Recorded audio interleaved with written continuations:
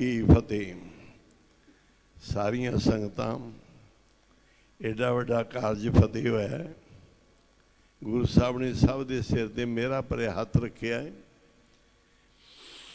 कई दिनों तो चल रहे महासंपड़ पाठ, श्री अखंड पाठ साहब, होर संगतां वालों जप तप, अज सतगुरु की कृपा नाल भोग पए ने पाठां दे। ते एक बारी संगतां चंगी तरह वधिया जी फतेह बुला दिओ। वाहिगुरू जी का। हाँ जी, सारे बच्चे भी, सारे बच्चे बुलाओ फतेह।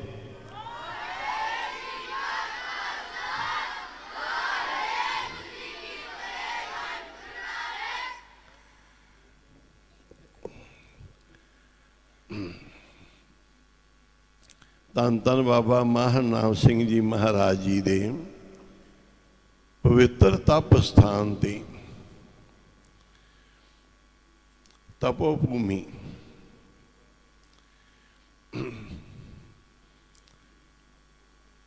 आईया हुई समूह गुरु की संगतां, बड़े ही सत्कारयोग संत महापुरुष सिंह साहबान,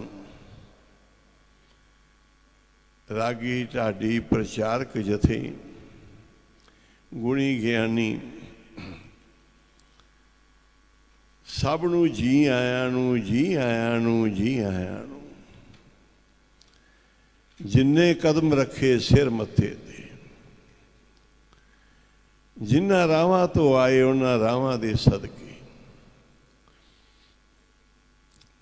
जी आया नू। सारिया समूह गुरु की संगतां नू, महापुरुषां नू,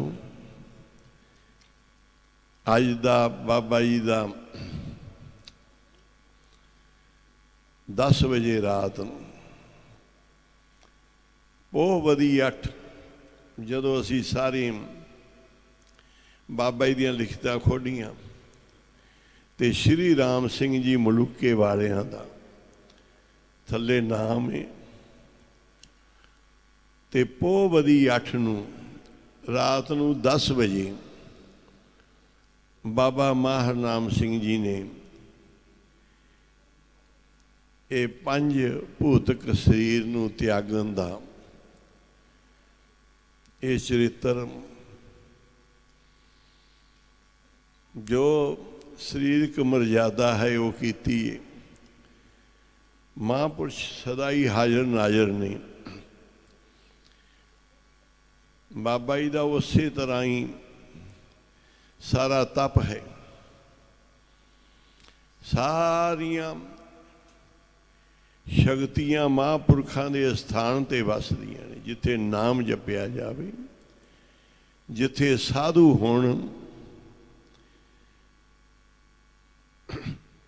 जिथे मर्यादा होवे, उथे सारिया संगत शक्तियां दा वासा हुंदा है। ते आप परमेश्वर परमात्मा उस जगह ते वसदा है। संत समागम हर कथा तुलसी दुर्लभ दोई। एक पलक सुख साध समागम कोट बिकुंठे। करोड़ा स्वर्ग भी, जेड़े करोड़ा स्वर्ग ने, कहते उन्हां वर्गा सुख है एक पलक। जिहड़ी साध समागम दा सुख है ना, वो करोड़ा बिकुंठा जिन्ना सुख है। कोट बिकुंठे पाए।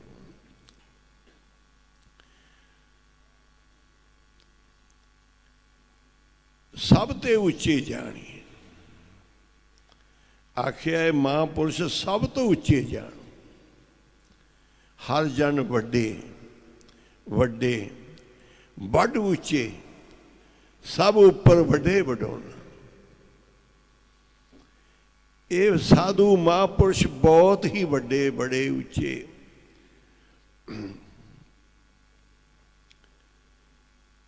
जे लोड़ है सदा सुख पाई, साधु संगत गुरे बताई।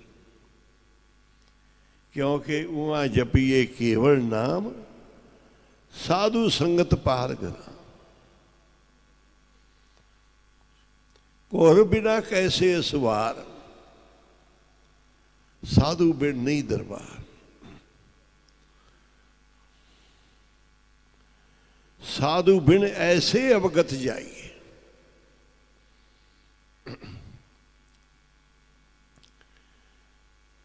मन मेरे तिन की ओट लाई, मन तन अपना तिन जन दे, जिन जन अपना प्रभु पछाता, सो जन सर्ब थोक का दाता। तिसकी शरण सर्ब सुख पावे, तिसके दर्श सब पाप मिटावे। अवर सियाणप सगली छाड़, तिस जन की तू सेवा लाग। आमन जान ना होवी तेरा, नानक तिस जन के पूजो सद पैरा। जे वड भाग होण वड मेरे, जन मिलदियां टिल ना लाइए। हर जन अमृत कुंट सर, नीके वड भागी तित नुआइए। राम मोको हर जन कारे लाइए। हर ये गुरमुखी भाषा है, हर वचन सतगुरां दा हर एक नूं समझ आउंदी है। अरबी नहीं, संस्कृत नहीं, ब्रिज भाषा भी थोड़ी जी समझनी पैंदी है, पर ये गुरमुखी हर एक नूं समझ आउंदी है। अजकल युग भी बड़ा सुखाला हो गया है। हर एक आदमी नैट ते मोबाइल ते नाल दी नाल अर्थ चल रहे हैं। गुरुद्वारियां विच स्क्रीनां लगियां ने कि इस पंक्ति का अर्थ की। ये सब वडियाई महापुरखों की, सब प्रताप नाम जपण वाले, सिमरन भजन करने वाले साधुआं दा है।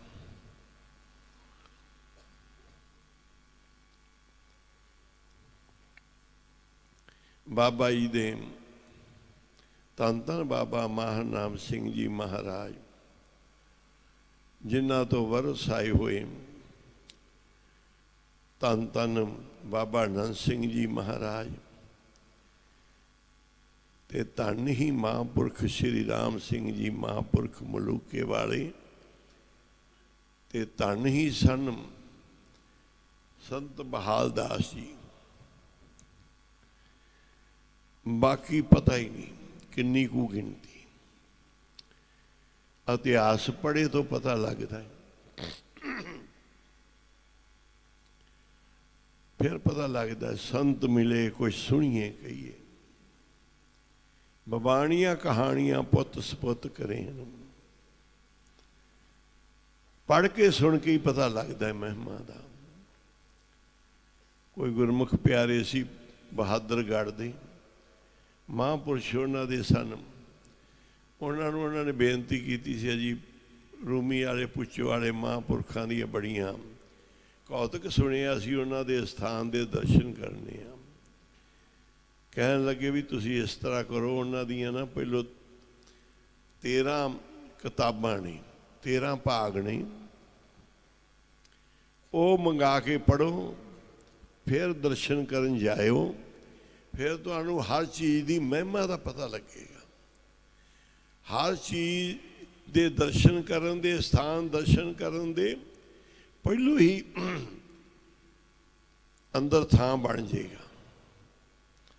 मैं सोभा सुन के आया, उस तक सोभा सुन के दर्शन करन जाने बड़े अलौकिक दर्शन ने। पेख पेख स्वामी की शोभा, सावध नवतन मन रंगी शोभा। उन्हां दी शोभा जुग जुग होई। सदा ही शोभा है महापुरखों की। उन्होंने शुरू कीतियां किताबां पढ़नियां। बाबा जी दे इतिहासक कौतक, इन्हां च एक विशेषता ही है, ਭਾਈ ਸਤਨਾਮ ਸਿੰਘ ਜੀ ਡਰੋਲੀ ਵਾਲੇ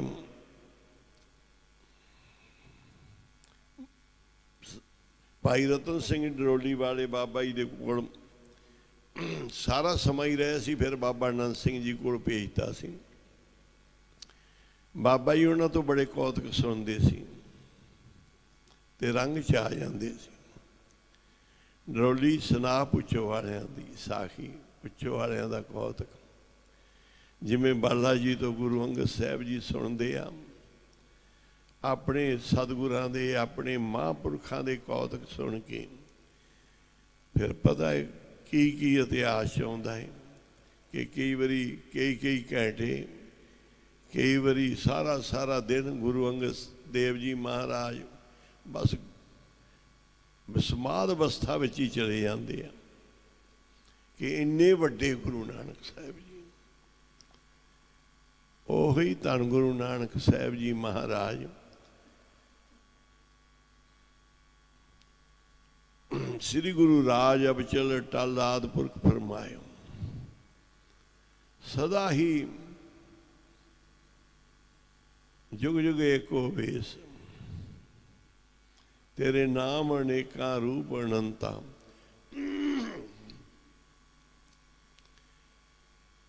ਸਾਰੇ ਗੁਰੂ ਨਾਨਕ ਸਾਹਿਬ ਦੇ ਰੂਪ ਨੇ। ਬਾਬਾ ਜੀ ਦਾ ਭਾਈ ਸਤਨਾਮ ਸਿੰਘ ਜੀ ਬਹੁਤ ਵਿਦਵਾਨ ਸੀ।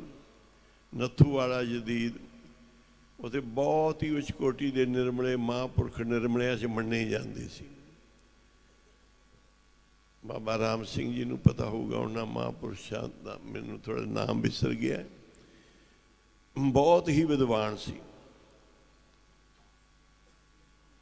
ਪੰਡਿਤ ਭਾਨ ਸਿੰਘ ਜੀ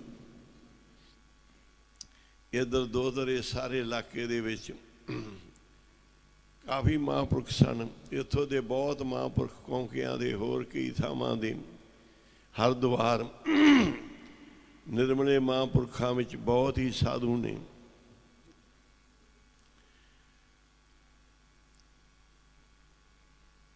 ਇਹ ਕਾਫੀ ਸੰਸਕ੍ਰਿਤ ਵਗੈਰਾ ਵੀ ਪੜ੍ਹੇ ਹੋਏ ਸਨ, ਬੜੇ ਵਿਦਵਾਨ ਸੀ। ਬਾਬਾ ਖੇਮ ਸਿੰਘ ਜੀ ਵੀ ਪਾਕਿਸਤਾਨ ਜਦੋਂ ਅਜੇ ਨਹੀਂ ਬਣਿਆ ਸੀ, ਉਹਨਾਂ ਦੀ 105 ਸਾਲ ਦੀ ਆਯੂ ਸੀ। 14 ਜਮਾਤਾਂ ਬਾਬਾ ਖੇਮ ਸਿੰਘ ਜੀ ਪੜ੍ਹੇ ਹੋਏ ਸੀ ਉਸ ਸਮੇਂ ਦੀਆਂ। ਬਾਬਾ ਜੀ ਨੇ ਫਿਰ ਸਾਰਾ ਇਤਿਹਾਸ ਪੂਰੇ ਵੇਰਵੇ ਨਾਲ ਉਹਨਾਂ ਤੋਂ ਜਾ ਕੇ ਗੱਡੀ ਭੇਜ ਕੇ, ਸੇਵਕਾਂ ਨੂੰ ਭੇਜ ਕੇ, ਉਹਨਾਂ ਘਰਾਂ ਤੋਂ, ਉਹਨਾਂ ਪਿੰਡਾਂ ਤੋਂ, ਉਹਨਾਂ ਗੁਰਮੁਖਾਂ ਤੋਂ ਲਿਖਿਆ ਜਿਨ੍ਹਾਂ ਨਾਲ ਬੀਤੇ ਸੀ ਕੌਤਕ, ਜਾਂ ਉਹਨਾਂ ਦੇ ਪੁੱਤਰ ਸਨ ਜਾਂ ਕੋਈ ਹੋਰ ਪਰਿਵਾਰ ਦੇ ਬਜ਼ੁਰਗ ਸੀ। ਸਾਰਿਆਂ ਨੇ ਇਤਿਹਾਸ ਲਿਖਾਏ, ਸਾਖੀਆਂ। ਕੋਈ ਇੰਨਾ ਪੁਰਾਣਾ 1000 100 ਸਾਲ 500 ਸਾਲ ਨਹੀਂ ਕਿ ਕੋਈ ਇਤਿਹਾਸ ਥੋੜ੍ਹਾ ਜਿਹਾ ਫਰਕ ਪੈ ਜੇ। ਇਹ ਸਾਰੇ ਕੌਤਕ ਬਾਬਾ ਜੀ ਨੇ ਨਾਲ ਵੇਰਵਾ ਦਿੱਤਾ ਹੈ ਕਿ ਕਿੰਨਾ ਤੋਂ ਇਹ ਸਾਖੀ ਇਤਿਹਾਸ ਕੌਤਕ ਲਿਖਿਆ ਗਿਆ, ਐਵੇਂ ਨਹੀਂ। ਤੇ ਹਰ ਸਾਖੀ ਜਿਹੜੀ ਗੁਰਮਤਿ ਦੀ ਕਸਵੱਟੀ ਤੇ ਪੂਰੀ ਹੈ। ਸਾਰੇ ਕੌਤਕ ਜਿਵੇਂ ਬਾਬਾ ਬੰਤਾ ਸਿੰਘ ਜੀ ਨੇ ਰਾਜ ਦੱਸਿਆ ਹੈ, ਸੁਣਾਉਣ ਦਾ ਢੰਗ ਤਰੀਕਾ ਹੁੰਦਾ ਹੈ। ਕੋਈ ਉਸ ਤਰ੍ਹਾਂ ਸੁਣਾਉਂਦਾ ਹੈ ਸਿੱਧੀ ਭਾਸ਼ਾ ਵਿੱਚ, ਤੇ ਕੋਈ ਹੋਰ ਬਣਾ ਦਿੰਦਾ ਹੈ। ਕੋਈ ਵਿਦਵਾਨ ਉਸ ਨੂੰ ਸੁਣਾਉਂਦਾ ਹੈ ਤੇ ਉਹਨੂੰ ਚੰਗੀ ਹੋਰ ਗੁਰਮਤਿ ਨਾਲ ਰੰਗ ਦਿੰਦਾ ਹੈ। ਸਾਰੇ ਬਾਬਾ ਜੀ ਦੇ ਕੌਤਕ ਜਿਹੜੇ ਅੱਜ ਇਤਿਹਾਸ ਵਿੱਚ ਨੇ, ਉਹਨਾਂ ਗੁਰਮੁਖਾਂ ਨੇ ਪੜ੍ਹੇ 1 2 3 ਮੁਸ਼ਕਿਲ ਨਾਲ ਹੀ 5 ਕਿਤਾਬਾਂ ਪੜ੍ਹ ਕੇ ਨਾ ਉਹ ਆ ਗਏ। ਪੂਰੇ ਸਿੰਘ ਤਿਆਰ ਬਰ ਤਿਆਰ ਸੀ, 10 12 ਜਣੇ ਸੀ। ਕਹਿੰਦੇ ਜੀ ਸਭ ਤੋਂ ਪਹਿਲਾਂ ਅਸੀਂ ਮਾਫੀ ਮੰਗਦੇ ਹਾਂ, ਸਾਡੇ ਮਹਾਂਪੁਰਖਾਂ ਨੇ ਕਿਹਾ ਸੀ ਸਾਰੀਆਂ ਕਿਤਾਬਾਂ ਇਹ 12 ਤੇ 13 ਜਿੰਨੇ ਭਾਗ ਸਾਰੇ ਪੜ੍ਹਨੇ, ਪਰ ਅਸੀਂ ਪੜ੍ਹ ਨਹੀਂ ਸਕੇ। ਖੰਭ ਵਿਕੰਦੜੇ ਜੇ ਲਹਾਂ ਕਿੰਨਾ ਸਾਮੀ ਤੋਲ, ਤਨ ਜੜਾਈ ਆਪਣੇ ਲਾਹਸ ਸੱਜਣ ਟੋਲ। ਸਾਡਾ ਜਿਹੜਾ ਬੇਵੱਸ ਹੋ ਗਏ, ਅਸੀਂ ਰਹਿ ਨਹੀਂ ਸਕੇ। ਅਸੀਂ ਮਹਾਂਪੁਰਖਾਂ ਤੋਂ ਵੀ ਮਾਫੀ ਮੰਗਾਂਗੇ। ਉਹਨਾਂ ਨੇ ਫਿਰ ਸਾਰੇ ਥਾਂ 'ਤੇ ਸਭ ਜਗ੍ਹਾ ਦੇ ਦਰਸ਼ਨ ਕੀਤੇ। ਇੱਥੇ ਵੀ ਰੂਮੀ ਸਾਹਿਬ ਵੀ, ਲਹਿਰੇ ਖਾਨੇ ਵੀ, ਹੋਰ ਵੀ ਆਪਣੇ ਮਲੂਕੇ ਵੀ, ਸੰਤ ਸ੍ਰੀ ਰਾਮ ਸਿੰਘ ਜੀ ਮਹਾਂਪੁਰਖਾਂ ਦਾ ਸਥਾਨ ਹੀ, ਸਭ ਜਗ੍ਹਾ ਉਹਨਾਂ ਨੇ ਦਰਸ਼ਨ ਦਿਦਾਰੇ ਕੀਤੇ ਤੇ ਬੜੇ ਪ੍ਰਸੰਨ ਹੋ ਕੇ ਫਿਰ ਆਪਣੇ ਮਹਾਂਪੁਰਖਾਂ ਕੋਲ ਗਏ। ਭਾਵ ਕਹਿਣ ਤੋਂ ਕਿ ਬਾਬਾ ਜੀ ਦਾ ਇਤਿਹਾਸ, ਸਾਖੀਆਂ, ਕੌਤਕ ਐਸੇ ਨੇ ਕਿ ਜਿੰਨੇ ਸੁਣੀ ਸੁਆਮੀ ਦੀ ਸੋਭਾ, ਜਸ ਸੁਣ ਕੇ ਹੀ ਉਹਨਾਂ ਦਾ ਹੋ ਗਿਆ।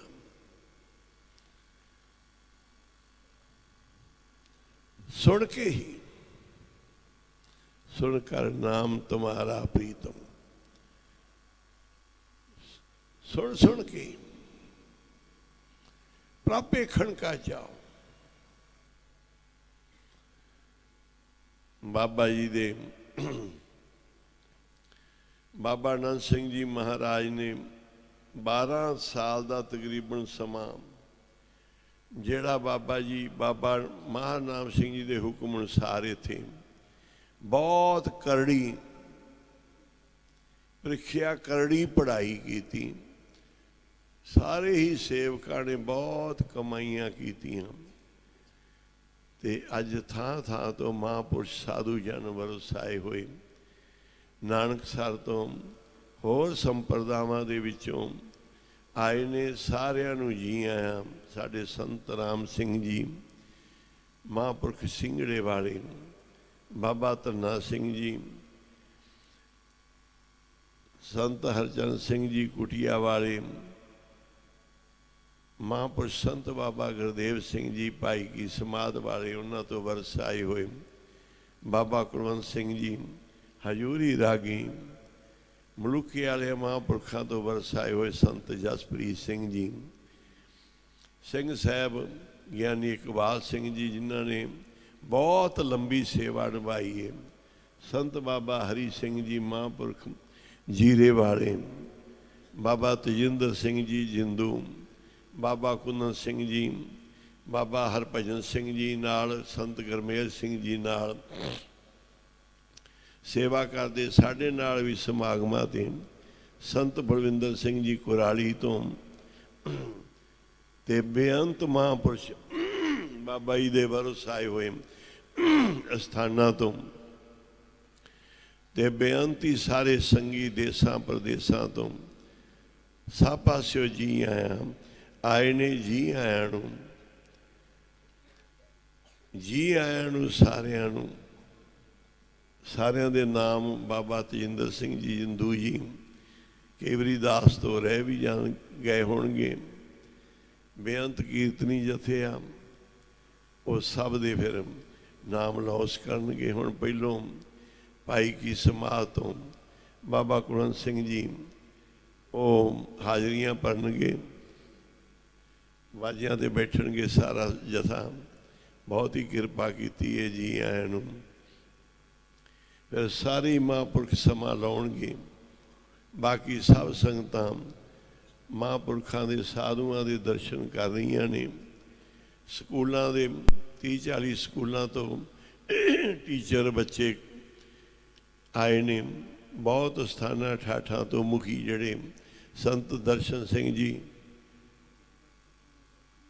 घुमटा, हाँ जी, 15 मिनट का समा बाबा कुलवंत सिंह जी, उस तो बाद जथेदार जी ते होर सारे जथे वारी वारी समा लाउणगे। आप जी स्टेज की सेवा बाबा तजिंदर सिंह जी जिंदू जी अज की सेवा निभाउणगे। सारिਆਂ ਨੂੰ समा देणगे। और चुक दी खिमा। वाहिगुरू जी का खालसा, वाहिगुरू जी की फतेह। धन गुरु नानक।